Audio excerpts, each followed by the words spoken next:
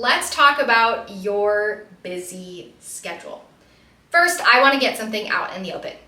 I am an entrepreneur. I am running a company, but I set my own time and I set my own tasks. So right now, especially, I don't have kids, I have one partner, I have one dog, I do not have a busy schedule at all. And I want to be totally transparent about that. However, I also want to let you know that not only am I working with clients who have an extremely busy schedule, they're doctors and realtors and nurses and firefighters and stay-at-home moms and corporate workers with side hustles. I work with very, very busy people. But I've also been in situations and was in situations most of my life where my tasks were pretty much overloaded. In graduate school, I was actually on what's called an overload, which means that you're teaching way more classes than the university thinks you should be, and you have to get paid extra. So I was teaching 3 different courses. I was enrolled in 3 different graduate classes. I was expected to read 200 to 300 pages every single week of academic research. On top of that, I was nannying, and on top of that, I was starting work as a contractor with the company that I would later be employed with. So trust me when I say that I have had a pretty intensely busy schedule and a schedule that I had very little control over. And so if that's you, if you are in a space where you have a really busy schedule, here are 3 reminders, 3 things that I want to talk to you about that might help make that busy schedule just a little bit easier. Tip number 1 is when you write out your to-do list for the week, when you come up with all the tasks, or even as tasks are coming in, find a way to identify which one of those tasks is going to take 15 minutes or less. So for me personally, at the beginning of every week of grad school, I would make a giant list of all of the things that I had to do that week. And then I would take a pink highlighter, and in pink, I would highlight everything that I could accomplish in less than 15 minutes. So maybe it was responding to an email. Maybe it was finishing the last page of reading on something. What that does is it gives your brain a really good clue as to what it can do when you do have 15 minutes. As someone with a busy schedule, you probably know that you have these tiny little slivers of time. You may not have 2 hours of focus time like I've talked about in previous workshops and webinars and materials. That may not be accessible to you.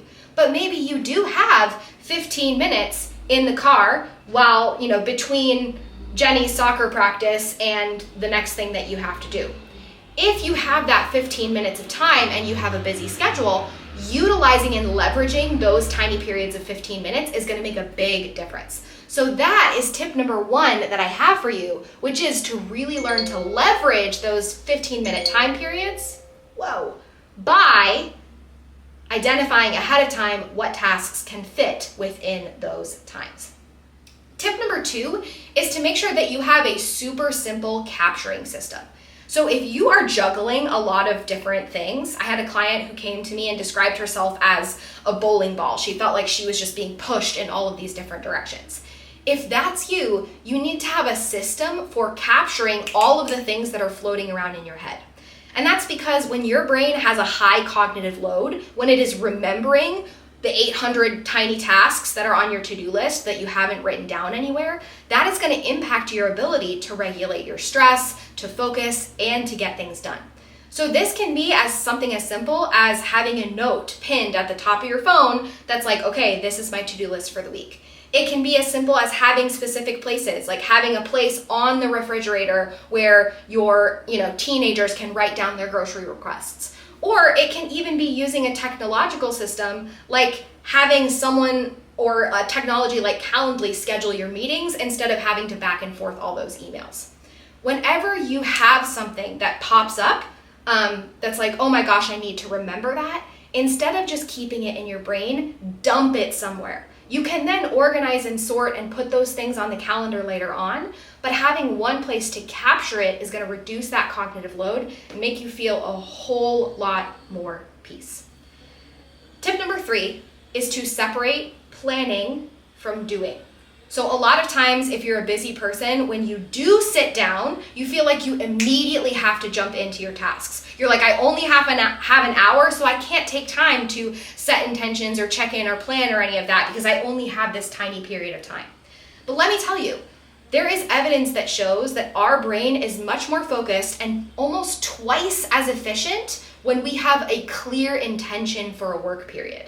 So instead of trying to decide what you're doing and do it at the same time, take 5 minutes at the beginning of that tiny hour that you have available, write down your top 3 tasks, and then jump into work.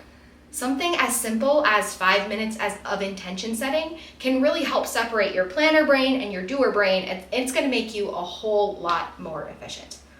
That is what I've got for you in today's video. I will see you next week where we are going to talk about morning routine tips.